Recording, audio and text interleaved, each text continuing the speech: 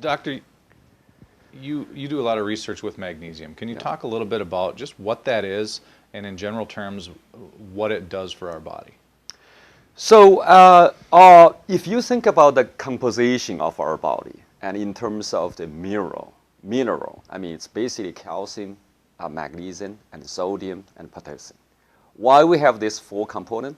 Because, if you believe certain theory about, we're going from ocean and eventually moving up. If we believe that, actually, the composition of ocean in terms of ion is this four ion.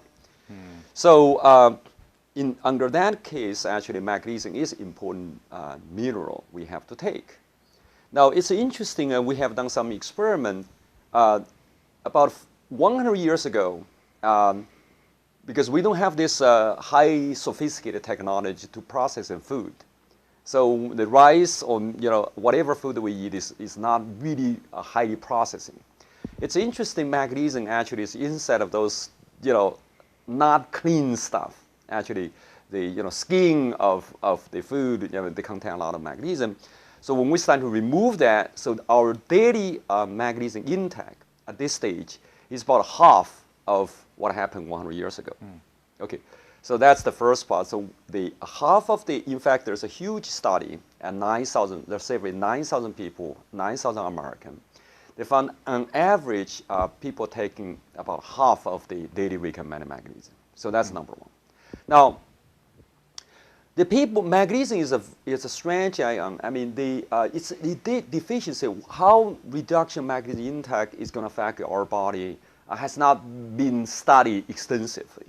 So it's by some almost like accident. When I was at MIT, we actually found that magnesium is crucial for brain function. Particularly, magnesium concentration in brain control the number of synapses.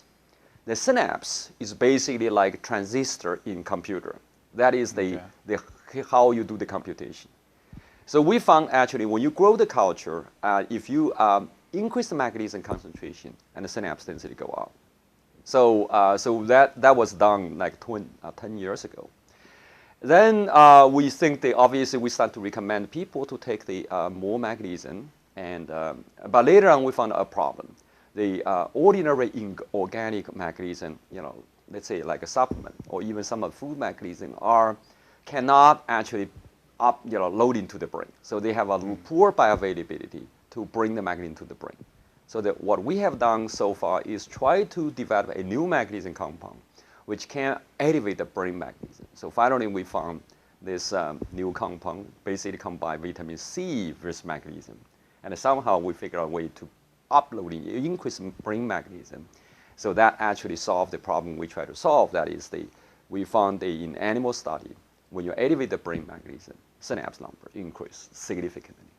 And then obviously, later on we show the age-dependent memory decline is significantly reduced, and we are using that to treat Alzheimer's disease in model mice.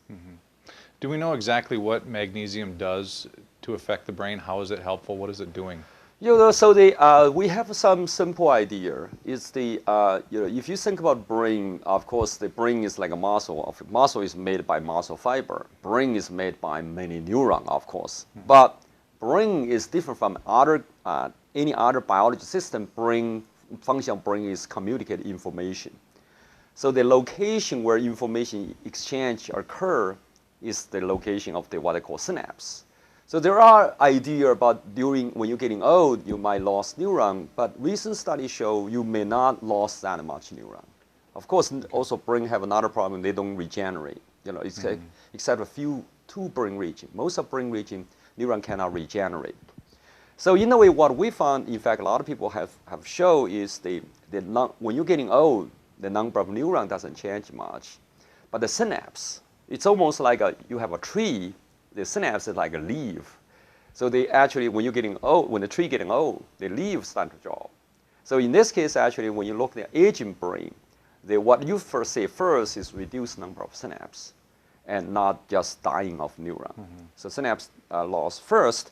So what this mechanism does is actually, in a way, is prevent the synapse loss, or maybe we think it's by generating new synapse. We can see clearly sign of pro-synaptogenesis effects of elevation of brain magnesium.